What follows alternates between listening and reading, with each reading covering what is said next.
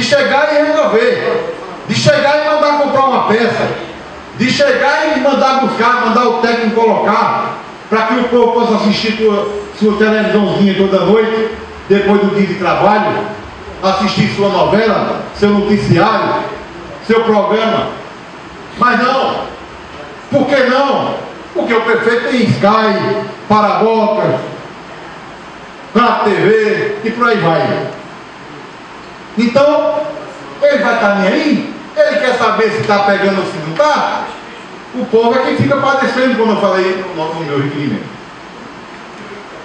Outra questão é da festa de São José, que vai ter aqui no município de Surubim, a respeito de uma área VIP que ia ter na rua pública de Surubim.